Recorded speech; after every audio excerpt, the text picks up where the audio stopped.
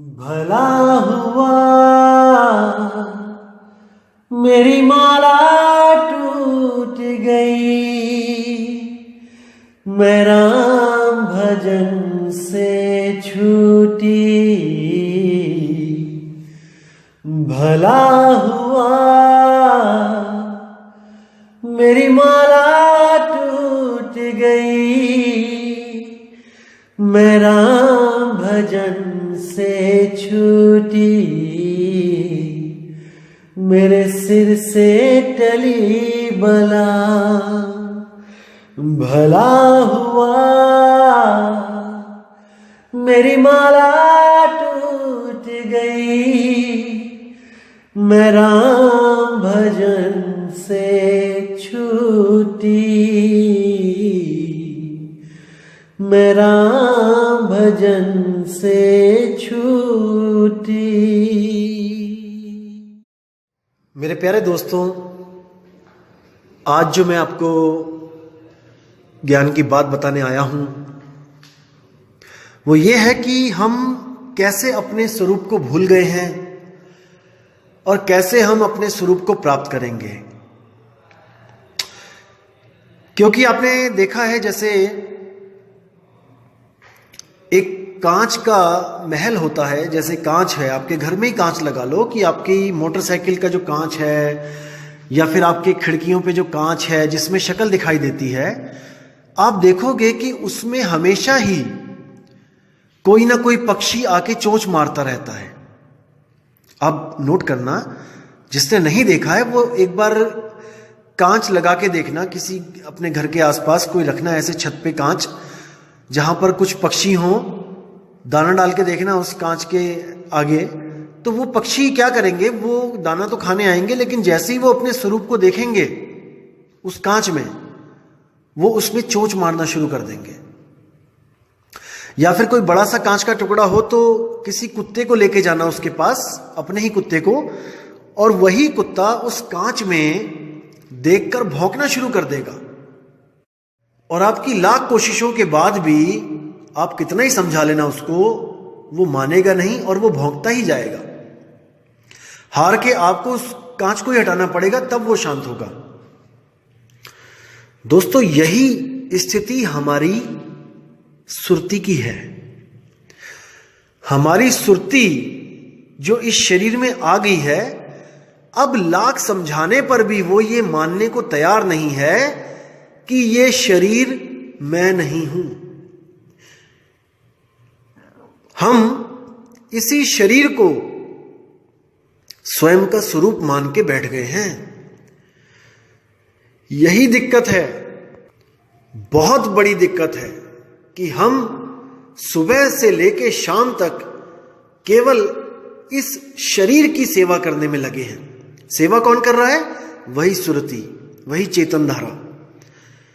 सुबह से लेकर शाम तक वही सुरती इस जड़ शरीर को सजने संवारने में लगी रहती है और इसकी पूरी पूरी रक्षा करती है, पूरा ख्याल रखती है इसका। लेकिन अंत में ये एक माटी के ढेर से ज्यादा कुछ नहीं रह जाता है। और जो अनमोल चीज होती है उसके बारे में वो कभी सोचती ही नहीं है। मतलब वो अपने बारे में कभी सोच नहीं पाती कि ये मिट्टी का घड़ा, ये मिट्टी का शरीर एक दिन टूटेगा, एक दिन छूटेगा, तो मैं कहां जाऊंगी। ये सुरती कभी भी विचार नहीं करती है, इसीलिए भटका खाती है, इसीलिए भटका खाती है। इसको कोई ऐसा गुरु मिल जाए जो इसको इसका ही लखाव करा दे, इसको ही ज्ञान करा दे, तो इसका भवबंधन हमेशा के लिए छूट सकता है। आपको एक स्टोरी सुनाता हूं छोटी सी। कई बंदे सोचते हैं कि अरे ऐसे कैसे हो सकता है, मैं खुद को ही प्राप्त करके कैसे मैं मुक्त हो जाऊंगा, मैं तो भगवान को प्राप्त करना चाहता हूं, मैं तो परमात्मा को प्राप्त करना चाहता हूं। कई लोगों के मन में ये शंका रहती है कि हम खुद को ढूंढने थोड़े नहीं आए हैं इस दुनिया में, हम तो भगवान को ढूंढने आए हैं। दोस्तों, ढूंढा उसे जाता है जो खो गया होता है। भगवान खो नहीं गया, भगवान कोई बच्चा नहीं है जो वो खो गया अब उसको ढूंढोगे आप। खो आप गए हो इस मेले में, ढूंढना आपको है, खुद को, अपने आप को ढूंढना है। आपको मैं एक स्टोरी सुनाता हूं, आपको समझ में आएगा। एक बार एक आदमी होता है, बहुत पैसा कमाता है, उसको गुरु ऐसा मिला होता है कि वो उसको कहता है कि जिंदगी में पैसा ही गुरु है और कुछ नहीं। बहुत पैसा कमाता है, बेअंत पैसा कमाता है। एक दिन क्या होता है, उसको एक साधु मिलता है। वो उसको कहता है कि भाई तूने इतना पैसा कमाया है तो क्या करेगा, ये सब तो यहीं छूट जाएगा, तेरे हाथ पल्ले तो कुछ भी नहीं रहेगा, तूने तो अपनी जिंदगी बर्बाद कर ली। तो वो साधु को क्या कहता है, अरे जा यहां से, क्यों दिमाग खराब कर रहा है, तूने तो कुछ कमाया नहीं है और मैंने कमाया तो तू मुझसे जलता है, चल निकल यहां से, भाग यहां से। तो वो साधु को भगा देता है। दोस्तों, उसका ही एक बहुत अच्छा दोस्त होता है, बहुत करोड़पति दोस्त होता है। उसी दिन वो मर जाता है शाम को। अब जब वो मर जाता है तो उसके शमशान में जब वो जाता है उसकी लाश के साथ, तो उसको बड़ी चिंता होती है कि देखो इतना अरबपति खरबपति बंदा मेरा दोस्त सारा पैसा यहीं छोड़ गया। अरे भाई, यानी कि मैं मरूंगा मेरा पैसा भी यहीं छूट जाएगा। यानी वो साधु सही बोल रहा था कि तूने तो जिंदगी बर्बाद कर ली इतना पैसा कमा के, तूने वो काम तो किया नहीं जो तूने करना था, भजन भक्ति, भगवान को ढूंढा नहीं तूने, पैसे को ढूंढता रहा। अब उसको पूरी रात नींद नहीं आती है। कहता है क्या किया जाए यार, कहां किस चक्कर में पड़ गया, मुझे कैसा गुरु मिल गया जिसने मुझे केवल पैसा कमाने का ज्ञान दिया और मैं पैसा कमाता रहा। अब मुझे अपने लिए कुछ करना पड़ेगा, भगवान को प्राप्त करने के लिए मुझे कहीं जाना पड़ेगा, किसी संत की शरण में। सुबह उठते ही वो जाता है और जंगल की तरफ निकल जाता है। जंगल में जाते जाते जाते जाते एक साधु का आश्रम मिलता है उसको। तो वो साधु के आश्रम में जाता है और साधु से कहता है, महाराज मुझ पे दया करो। साधु बहुत ही जर्जर अवस्था में होता है, बहुत बूढ़ा हो चुका होता है और उसको, साधु को लगता है कि अब 1-1.5 हफ्ते ही मेरी कहानी खत्म हो जाएगी, 1-1.5 हफ्ते में। तो वो उस आदमी से पूछता है, हाँ बेटा तुम्हें क्या चाहिए? तो वो कहता है, साधु महाराज मुझे भगवान चाहिए, मुझे भगवान चाहिए, मैं बहुत दुखी हूं, मुझे वो भगवान चाहिए, मैं ढूंढ रहा हूं उसको। तो साधु सोचता है कि 1-1.5 हफ्ते की कहानी है मेरी, मैं इससे सेवा भी करवाऊंगा, झाड़ू पोछा लगवाऊंगा, लकड़ियां कटवाऊंगा, तो 1-1.5 हफ्ते में मैं चला जाऊंगा, ये फिर भटक जाएगा बेचारा, कहाँ जाएगा। चलो इसको मैं सारा ज्ञान अभी दे देता हूं, अभी समझा देता हूं इसको कि क्या दिक्कत है, कहाँ पे प्रॉब्लम है, तूने क्या करना है। तो वो उसको बैठाता है पास में और उसको सार बताने लग जाता है कि बेटा मेरी बात ध्यान से सुन, जिसको तू ढूंढ रहा है वो तू खुद ही है। बेटा जिसको तू ढूंढ रहा है वो तू ही है। इतनी बात सुनते ही वो आदमी उठता है और साधु को 10 गालियां देता हुआ आगे बढ़ जाता है कि अरे जा, क्या बात करता है, मैं भगवान को ढूंढ रहा हूं कि मैं खुद को ढूंढ रहा हूं? खुद तो मैं हूं ही, मैं तो रोज शक्ल देखता हूं अपनी शीशे में, मैं कौन सा खो गया हूं?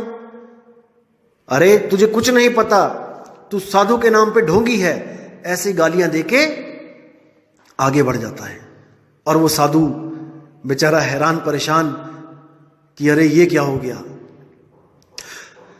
तो वो आगे बढ़ता है, आगे जाता रहता है। 10-15 किलोमीटर चलने पर उसको एक साधु की और कुटिया दिखाई देती है। तो वो उस साधु के पास बैठता है, कहता है महाराज मैं बहुत दुखी हूं। तो महाराज कहते हैं क्यों भाई, क्या दुख हो गया आपको, क्यों दुखी हो? तो वो कहता है महाराज मैं भगवान की खोज में हूं, मुझे परमात्मा चाहिए।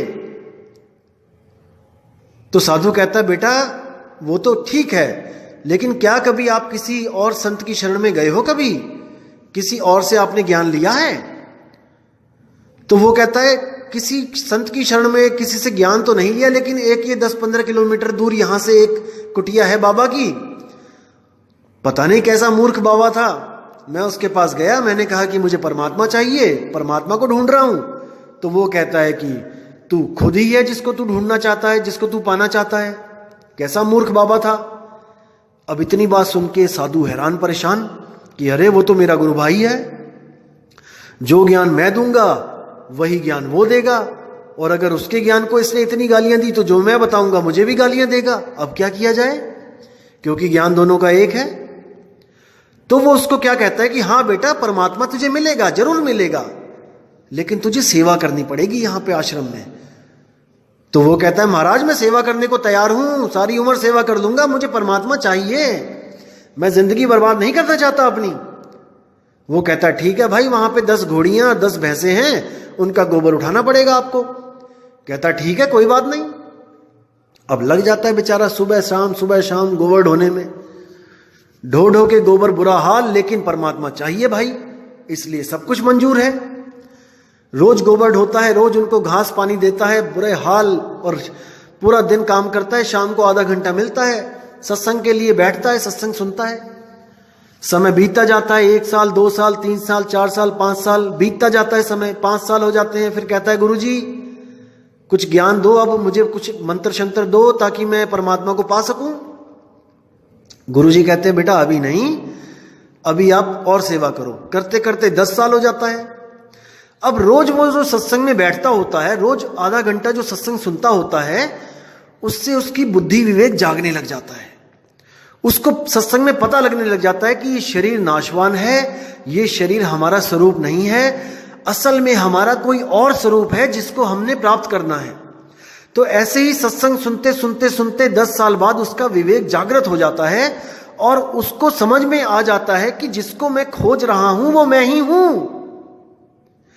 अब जब उसको इतनी बात समझ में आ जाती है सत्संग के द्वारा, तब वो सिर पे हाथ रख के बैठ जाता है कि अरे बाप रे, ये बात तो मुझे 10 साल पहले उस बूढ़े बाबा ने बताई थी कि जिसको मैं ढूंढ रहा हूं वो मैं ही हूं, और मैंने उसको कितनी गालियां देकर बेइज्जत कर कर उसको छोड़ के चला आया। कितनी बड़ी भूल हो गई मुझसे, हे भगवान मेरी भूल क्षमा करना।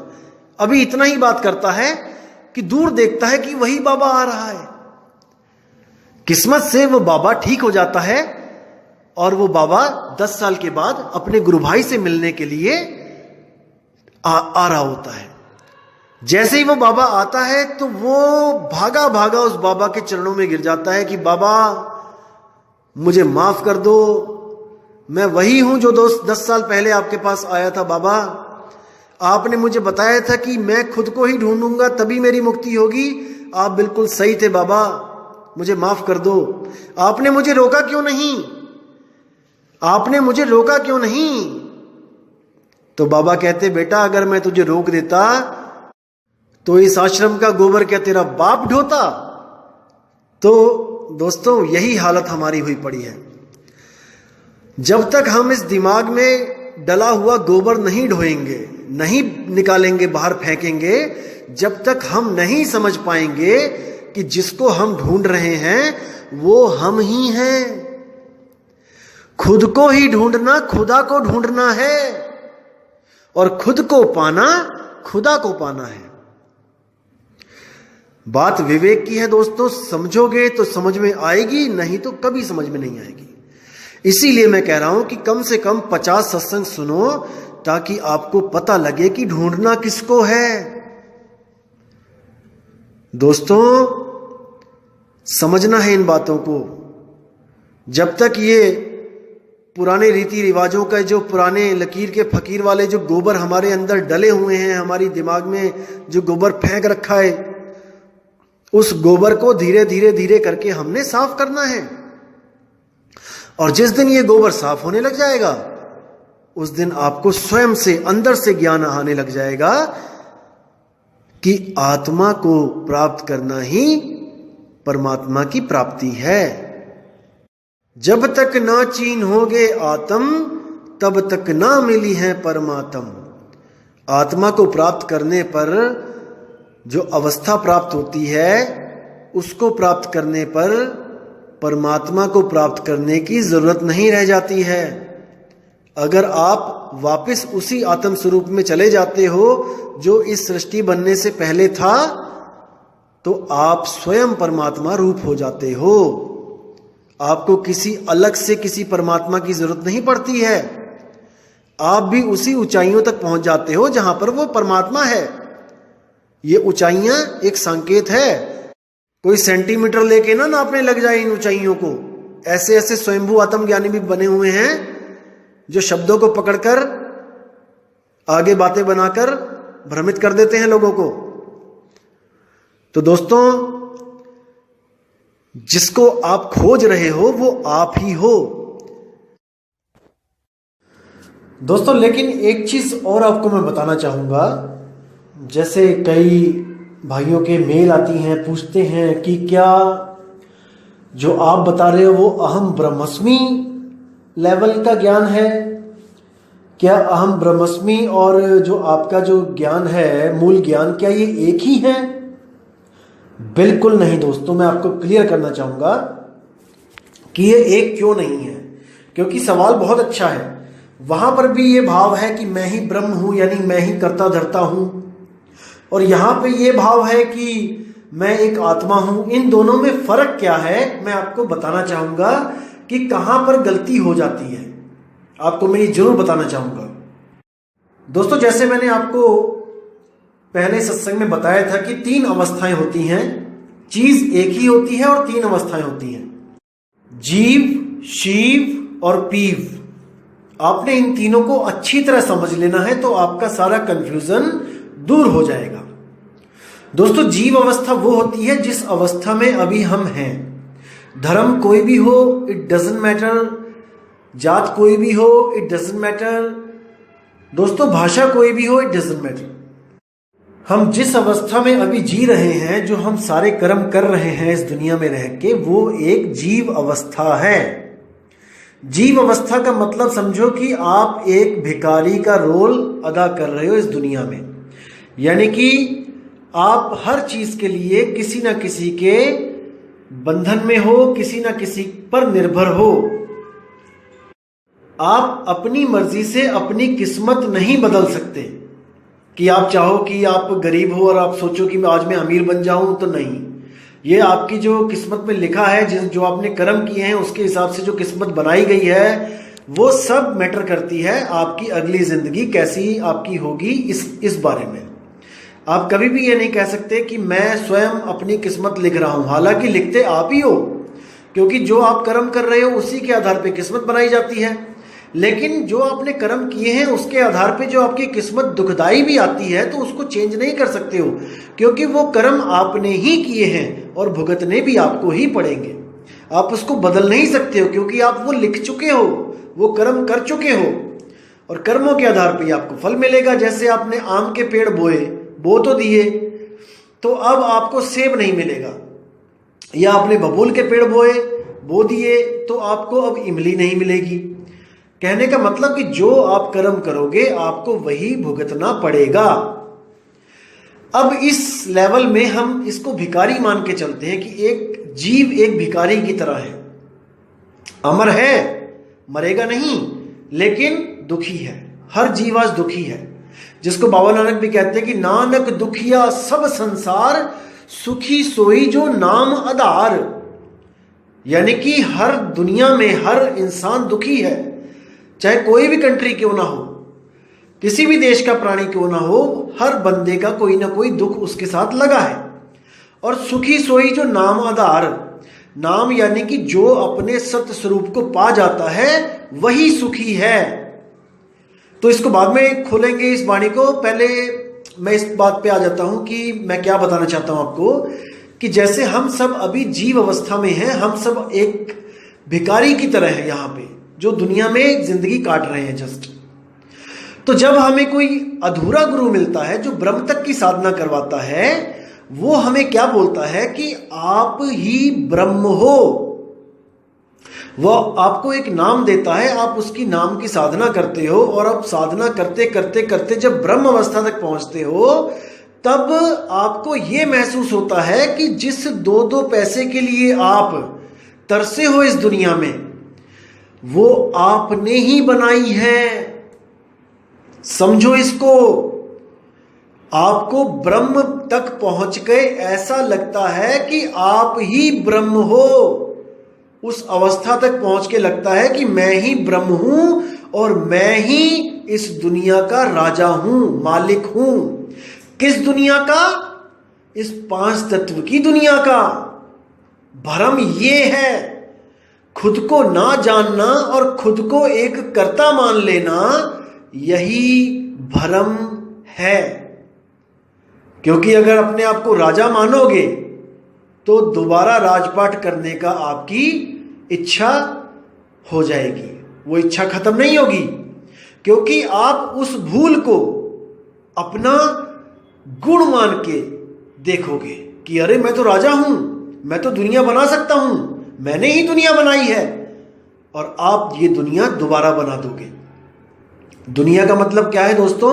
जो पिंडे सोई ब्रह्मंडे, ये शरीर ही 3 लोक है, इस शरीर में ही तीनों लोक बसे हुए हैं, और हर 3 लोक को, हर शरीर को इस आत्मा ने ही बनाया है, भ्रमित होके, ब्रह्म स्वरूप में आके, और वही ब्रह्म स्वरूप भूल के हम आगे जीव स्वरूप में आ गए हैं। इसलिए हम ये भी भूल गए हैं कि ये हमने बनाया है, ये शरीर को बनाने वाला मैं हूं, और एक कल्पना करता हूं कि मुझे किसी भगवान ने बनाया। नहीं दोस्तों, जब आप भक्ति पथ पे आओगे तब आपको पता लगेगा कि ब्रह्म आप ही हो, आप ही वो ब्रह्म स्वरूप हो जिसने ये दुनिया बनाई है। लेकिन उस ब्रह्म स्वरूप को हम भ्रम स्वरूप कहते हैं। भ्रम यानी आपने भ्रमित होकर, आत्म स्वरूप से गिरकर ब्रह्म स्वरूप को प्राप्त किया, और वहां एको ब्रह्म की अवस्था पैदा हुई, और अहम बहुश्याम अवस्था को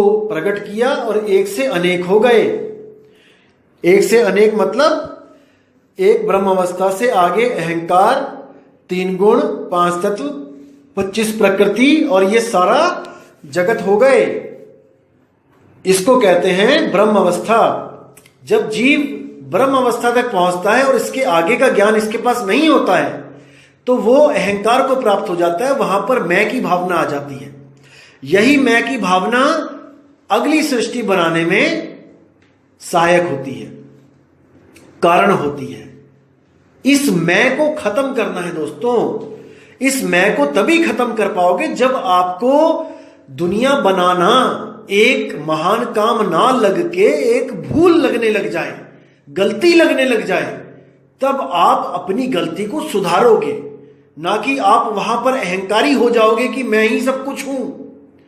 दोस्तों, इसीलिए कबीर साहब का ज्ञान भूल को सुधारने वाला ज्ञान है, ना कि आपको भगवान बनाने वाला ज्ञान है कि आप ही दुनिया के मालिक हो। बिल्कुल नहीं, ये शिव अवस्था है दोस्तों। 3 अवस्था जो बताई हैं, जीव, शिव, पीव। ये जीव से आप शिव अवस्था में पहुंच जाते हो, जहां पर आपको यह महसूस होता है, आप इस भ्रम में रहते हो कि मैं ही शिव हूं, मैं ही इस दुनिया का कर्ता धर्ता हूं, मैं ही अलग हूं, मैं ही शून्य हूं, मैं ही निराकार परमात्मा हूं। इसको समझो मेरे भाई। सतगुरु के ज्ञान में इस महानता को एक भूल बताया जाता है कि दुनिया बनाना कोई महान काम नहीं किया आपने। अरे आपने दुनिया बनाई, आप भ्रमित होकर इसी में फंस गए। आप बार बार अपनी ही दुनिया में जन्मते और मरते हो। कई लोग कहते हैं विष्णु जी ने दुनिया बनाई। अरे विष्णु जी भी तो राम बन के दुख पा रहे हैं।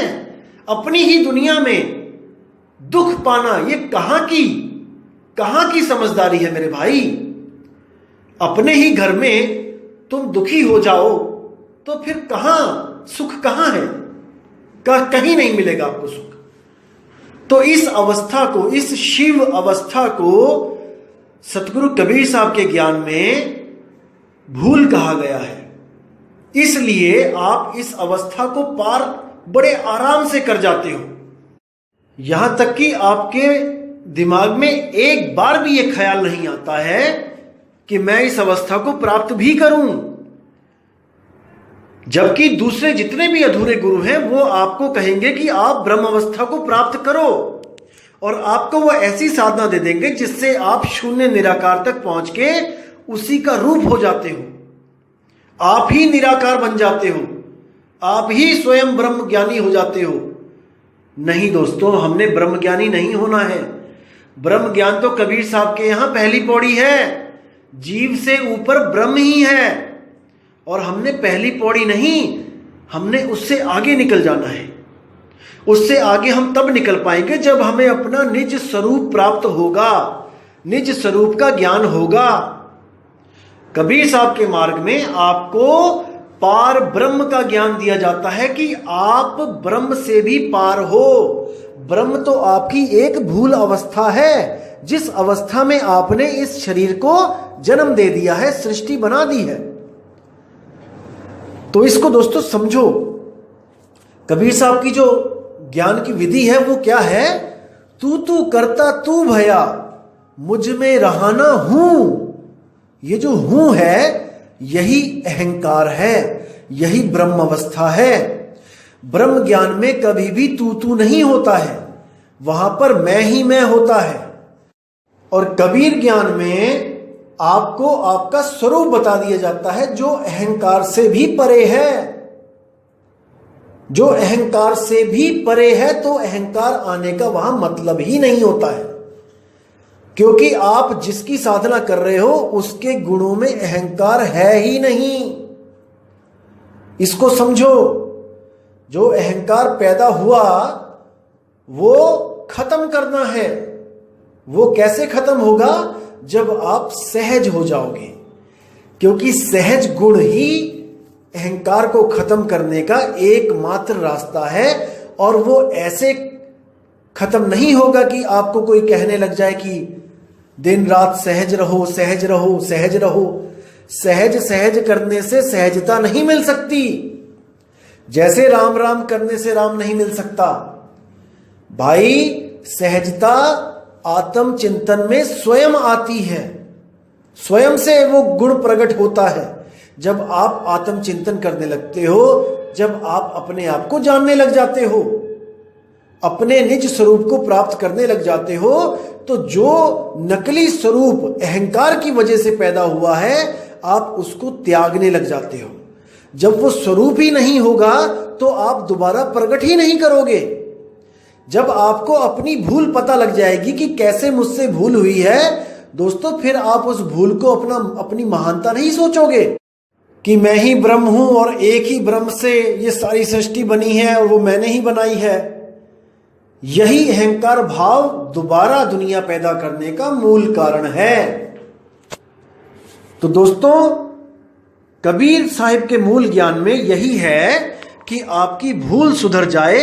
जो आप बार बार गलतियां करते हो वो गलती आपकी सुधर जाए, तो आपको स्वतः ही सहज अवस्था प्राप्त हो जाएगी और आपका जो चंचल मन है ये सुरती को दोबारा भटका नहीं पाएगा, क्योंकि इसका अंत हो जाता है।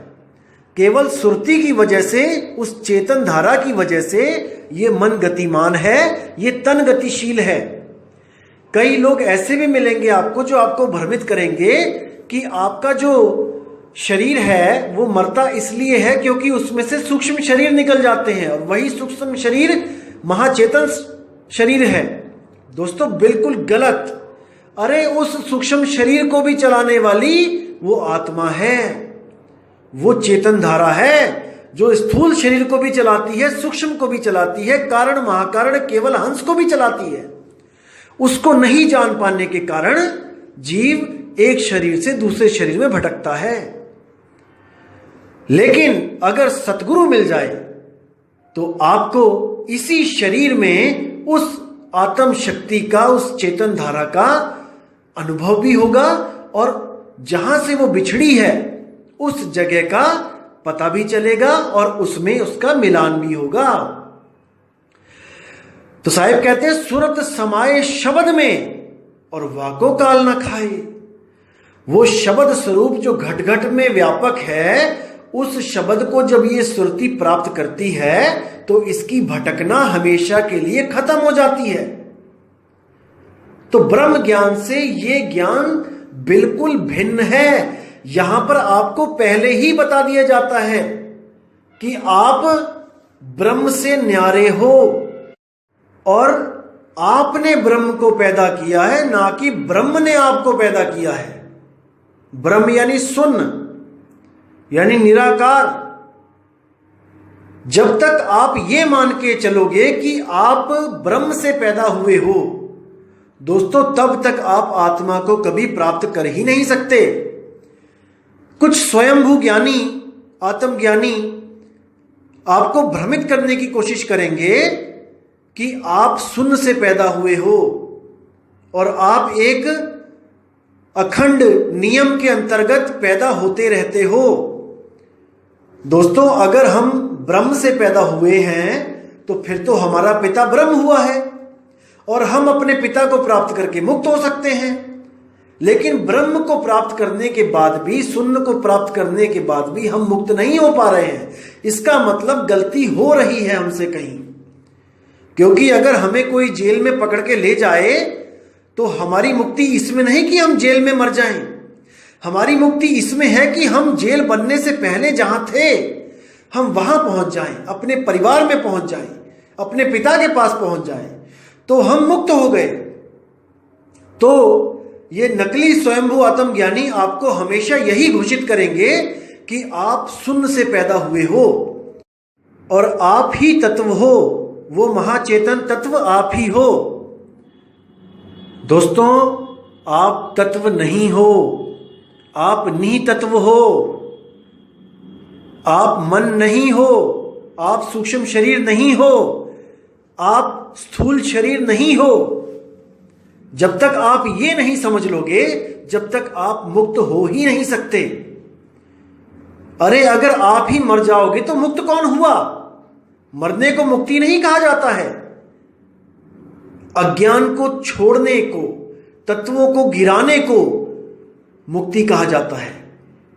जैसे आपके ऊपर किसी ने बेड़ियां ही बेड़ियां डाल दी तो आप बंधन में हो। अब आप मुक्ति चाहते हो तो इसका मतलब यह नहीं कि आप खुद को गोली मार लो और मर जाओ। दोस्तों, आप वो बेड़ियां उतार दो तो आप मुक्त हो। और वो बेड़ियां क्या है? वो है शून्य। शून्य से ही सारे तत्व प्रकट होते हैं और आपने उन तत्वों को धारण कर लिया है। यानी कि आप शून्य से भी पहले थे, तभी तो आपने धारण किया है। अगर शून्य आपसे पहले होता तो आप किसको धारण करते? आप तो स्वयं शून्य से बने हो फिर तो। अगर ध्यान देना दोस्तों, अगर आप शून्य के बाद बने हो तो शून्य से तो केवल शून्य ही बन सकता है। समझो इसको, शून्य से केवल शून्य ही बन सकता है। मतलब शून्य से ये तत्व बन सकते हैं। तत्व भी शून्य ही है। आप कोई भी तत्व उठा के देख लो, वो शून्य ही है। शून्य का मतलब निर्जीव, उसमें कोई जान नहीं है। कोई भी तत्व उठा के देख लो, पत्थर उठा लो, पानी उठा लो, अग्नि देख लो, हवा देख लो, क्या ये जान है इनमें? क्या ये जीवित हैं? ये सब निर्जीव 5 तत्व हैं, क्योंकि शून्य स्वयं निर्जीव है। बिना आत्मा के शून्य से भी कुछ नहीं प्रकट हो सकता। जो कुछ प्रकट हो रहा है वो उस आत्मा की शक्ति से प्रकट हो रहा है। और कुछ लोग आपको भ्रमित करेंगे कि शून्य कहां नहीं होगा, जहां पे तत्व होंगे वहां शून्य नहीं होगा। अरे भले पुरुषों, दूध से ही दही बना है, दूध से ही मक्खन बना है, दूध से ही पनीर बना है। अगर पनीर का टुकड़ा आप दूध में डाल दो और कोई आपको यह कहे कि दूध वहां नहीं है जहां जहां पे पनीर है, अरे स्वयंभू आत्मज्ञानी, पनीर भी दूध से ही बना है। दूध के कण कण में पनीर है, पनीर के कण कण में दूध है। लेकिन बिना गुरु के ये ज्ञान नहीं समझ में आता भाई। इसीलिए कह रहा हूं, गुरु धारण कर ले, अभी समय है। बाद में हाथ पल्ले कुछ नहीं रह जाएगा। किसी कुमार के घर में गधा बन के आना पड़ेगा और पूरा दिन मिट्टी ढोएगा और पीछे डंडे पड़ेंगे, आगे निकलेंगे आंसू। कोई नहीं बचाने आएगा वहां पे। अभी समय है, विचार कर ले, अभी भी समय है। मैं हमेशा भला चाहता हूं सबका। मैं कभी नहीं चाहता कि कोई भी मेरा भाई इतना ज्ञान समझने के बाद दोबारा वापस 84 में चला जाए, केवल मूल ज्ञान ना होने के कारण। इसलिए दोस्तों, मूल ज्ञान समझो। मूल ज्ञान के बिना आपकी मुक्ति असंभव है। कभी मुक्त नहीं हो सकते आप जब तक आपको मूल ज्ञान ना मिल जाए। और मूल ज्ञान नाम है गलतियों को सुधारने का। कोई गलती से भी ये ना सोचे कि गुरु आपको किसी गुलामी में डालते हैं। नहीं मेरे दोस्तों, नहीं। आज आप जो भी काम कर रहे हो, आज आप किसी भी पद पे बैठे हो, आप मिनिस्टर हो, आप कोई टीचर हो, आप इंजीनियर हो, आप डॉक्टर हो, दोस्तों आप आज फ्री हो, आप फ्री हो पैसा कमाने के लिए, आप हर चीज के लिए फ्री हो, केवल और केवल गुरु धारण करने के बाद आपको ये अवस्था प्राप्त हुई है। आपने जो स्कूलों में टीचरों के डंडे खाए हैं, कॉलेजों में जो झिड़के खाई हैं उन टीचरों की, उसकी वजह से आप आज फ्री हो। अगर आप ये सोच लेते कि हम तो स्कूलों में हमको गुलाम बनाया जाता है टीचरों का, हमें 6-6, 8-8 घंटे तक गुलामी में रहना पड़ता है। दोस्तों ये बातें कोई मूर्ख ही करता है जो स्कूलों से बंक मार के फिल्में देखने को आजादी बोलता है। दोस्तों उस समय तो बहुत अच्छा लगता है स्कूल से बंक मार के आजाद होने का, गुलामी को एक्सेप्ट ना करने का, लेकिन ये बाद में पता लगता है जब इस दुनियादारी में उसको स्टैंड करना पड़ता है, उसको कोई नौकरी नहीं मिलती है, 5वीं पास ही रह जाता है, गलत कामों में पड़ जाता है और उसको कोई पूछता भी नहीं है, तब उसको बेचारे को दिहाड़ी करके अपना पेट पालना पड़ता है। और जो लोग उस गुलामी को एक्सेप्ट करते हैं वो हमेशा के लिए आजाद हो जाते हैं। जैसे एक आदमी था जो जंजीरों को काटने का स्पेशलिस्ट था और उसको पता लगता है कि किसी जेल में कुछ बेकसूर लोगों को डाला गया है और उनको जंजीरों में बांध दिया गया है। तो उसको दया आ जाती है और वो क्या करता है, वो एक छोटा सा क्राइम करता है जिसकी सजा होती है 10-15 दिन जेल में जाने की, और वो केवल उसी के लिए, उन्हीं लोगों को आजाद करने के लिए वो कर्म करता है। ये केवल मैं आपको स्टोरी समझा रहा हूं समझने के लिए। तो वो क्या करता है, वो उस जेल में जाता है और वहां पर जो खाने के चम्मच मिलते हैं उन चम्मचों को ही वो एक ऐसा आकार दे देता है कि वो एक आरी के रूप में हो जाते हैं और वो उन लोगों को भी ये सिखाने लग जाता है कि चम्मच से कैसे आरी बनाई जाती है जिससे वो बंधन काट सके। तो जो लोग तो उनकी बात को समझते हैं वो उनको अपना गुरु मान के वो कला सीखने लग जाते हैं, और जो लोग अपने अहंकार में होते हैं कि अरे वो भी तो देखो जेल में सजा काटने आया है, वो भी तो अज्ञानी है, वो भी तो हमारी तरह कैदी है, तो वो उसको गुरु स्वीकार नहीं करते हैं। तो दोस्तों जिनको तो वो कला सिखा देता है वो सब अपनी अपनी बेड़ियां काटने लग जाते हैं और एक दिन बेड़ियां काट के उस जेल से हमेशा के लिए फुर हो जाते हैं।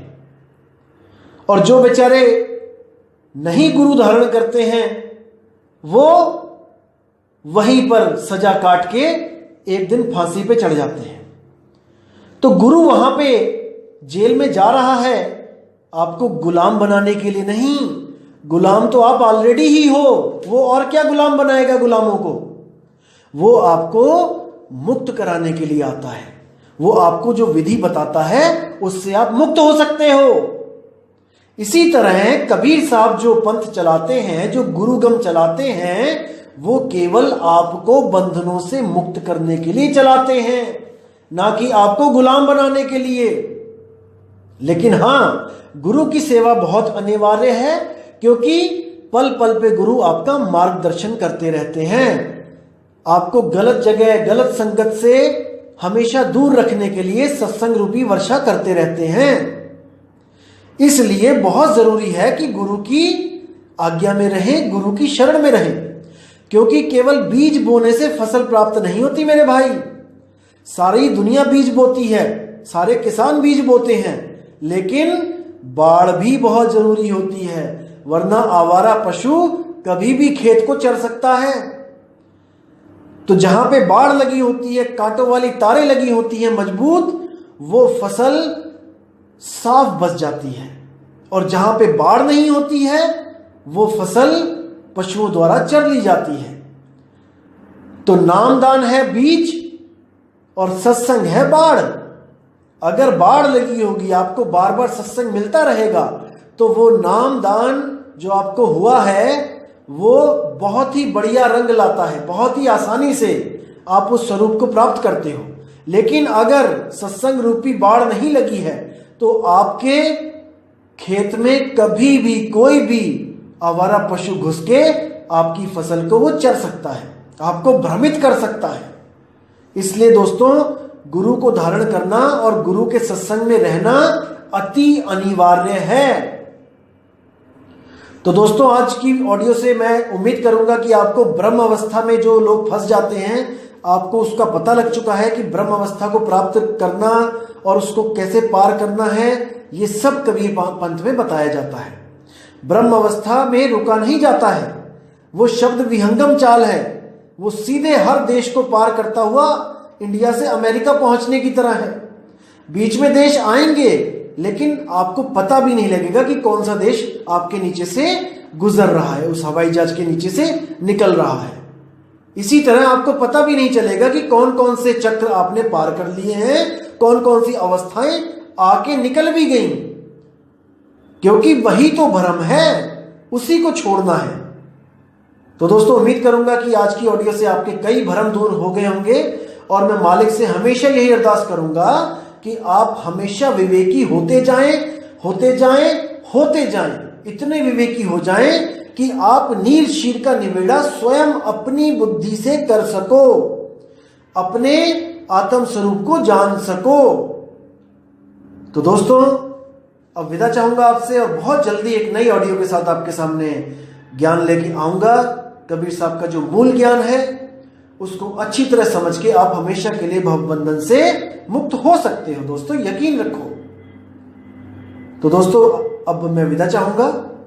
जय गुरु बंदी छोड़ मदन साहिब, जय गुरु बंदी छोड़ वैराग साहिब, जय जय बंदी छोड़ सतगुरु सत्य कबीर साहिब की सदा ही जय हो। साहिब बंदगी सतनाम।